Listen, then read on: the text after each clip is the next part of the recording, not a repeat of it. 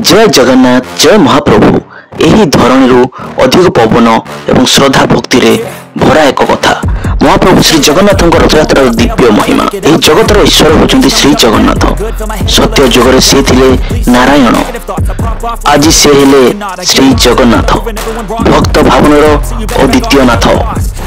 प्रतिवर्ष आज्ञा आषाढ़ मासर शुक्ल पक्ष द्वितीय तिथि रे महाप्रभु श्री जगन्नाथ भौणी सुभद्रा और भाई बलभद्र सह गुंडीचा मंदिर को जाउछंती। एही यात्रा को कहा जाए रथ यात्रा। बाहुड़ा दिन से पुणी निज मंदिर को फेरती, किंतु एही यात्रा माने गोटे यात्रा नुह आज्ञा। यह होछि महाप्रभु को एक अलौकिक लीला जो दर्शन देवा अधिकार केवल पांडवों को नुहे, समस्त लोकों को पाई, सब जाति सब धर्मर लोकों को पाई। महाप्रभु निज रथ उपर बसी लक्ष लक्ष लोकों को मध्य जाती। तांको अर्थ होछि मु मात्र पुरी ठाकुर नुहे, मु होछि जगतर नाथ जगन्नाथ। तेणु तो मोर ना श्री जगन्नाथ। रथ यात्रा को देखा दिए नंदीघोष, तालध्वज और दर्पण दलन। तीन रथर नाम, तीनोटी रूप, तीनोटी शक्ति भक्तों हाथ में रथ चली थाए। जो रथ बाजुची, जो रथ चलुची चका उपरे नुहे, से चली थाए भक्तों हृदय उपरे। यही समय सब पवित्र कथा होची श्रीकृष्ण मथुरा द्वार को जीवार। सुभद्रा और बलराम को मन रे भाई जाऊँची दूर रे, तेणु से फेरी पड़ती।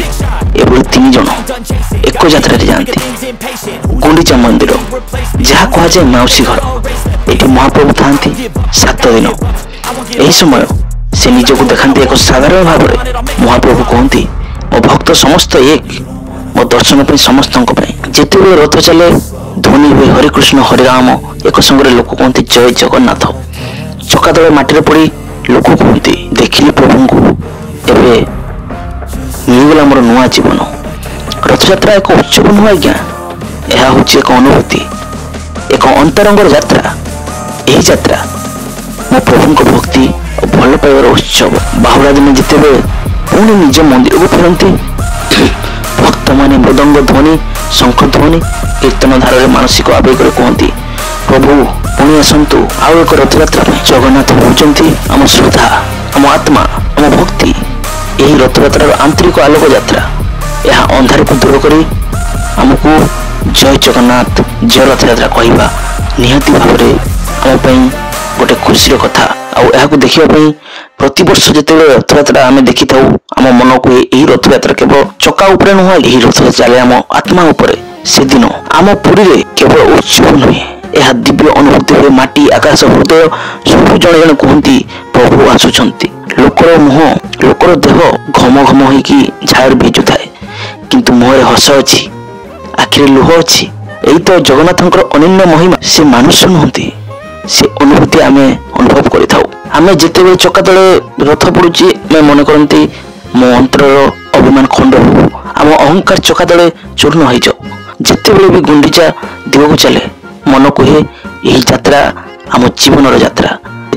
एक भाग अच्छु मैं लक्ष भक्तरू आम गोटे जड़े गाँ लोक कही आज्ञा प्रभु को देखिली एबे भी मरीगले भी चलो।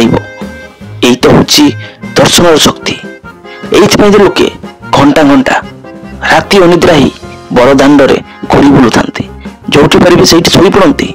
सेटा हूँ बड़दाण्ड भगवान को स्थान। से निज घर ठू भी अधिक शांति लगे। से आज्ञा कहती रथयात्रा आसो मैंने समस्ते खुशी उल्लास सब बुलती। जो दिन प्रभु रथ उपर जाती, जो दिन मंदिर को फेरती, किंतु एक दिन एक निजर भक्तों हृदय से बसी जाती। उठे रथ ना चका ना, किंतु अच्छी सबुद अच्छे भक्ति ही भक्ति। यही देख आम भीतर रथ चलुची, आम भीतर पथ सफा करुची। मो प्रभु आसुचंती मो जीवन श्रद्धा और शांति नहीं कि आसुचंती। जो दिन आम रथरे नथिले शून्य लगी अंतर नहीं कि से दिन पुणी पूर्ण हो जाइए। जय जगन्नाथ जय रथ महाप्रभु। गोटे जगन्नाथ भितर जो शून्यता रही तुम्हें ये आसी बस दियो। एकाकी पथरे चलुची, जिते बड़े मु भावुची कहीं नहांती, जिते बड़े आमे भाबू आम जीवन में आगु कौन करूँ से एक शब्द आसे मन मध्य आसे मु तो तो सह सदा सर्वदा बसी यही कथा कहती केवल से महाप्रभु श्री जगन्नाथ।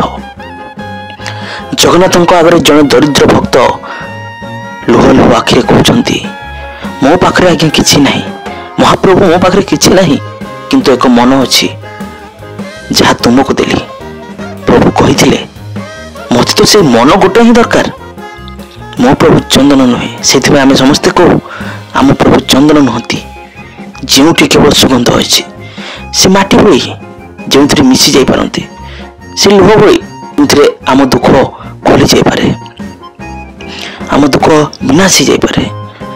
प्रभु रथ चलुची बाहर रास्तार ऊपर नुह प्रभु रथ चलुची यही बाहर रास्तार नुह सी आसुंती आम अंतर आम अंधकार गली रे आणुचंती आलोक आणुचंती शांति यही तो रथर माने आज्ञा।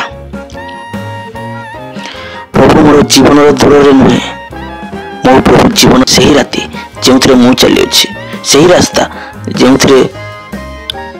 से निजे आम पाखरे हाथ धरी चलुंट भक्ति कले कौन बुझ यह एक अनुभूति जो तुम प्रभु को आखिरे देख किंतु आखि द्वारा नुह से तो सारा विश्वर प्रत्येक ओडिया माने कहती कि जय जगन्नाथ स्वामी नयन पथगामी भव तुमे भव तुमे भव तुमे जमीती कि सब बड़दाण्ड हूँ आम प्रभु श्री जगन्नाथ बड़दाण्ड बड़ देउल श्री मंदिर।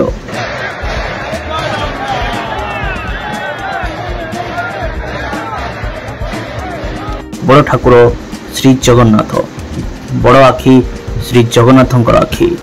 आज्ञा आपण मैंने जो मैंने वीडियो देखुंती जदि आपण मैंने आज रथयात्रा देखुंती ताहले निहाती भाव में कमेंट करंतु और जदि देखुना ताहले निहाती भाव भल देखंतु।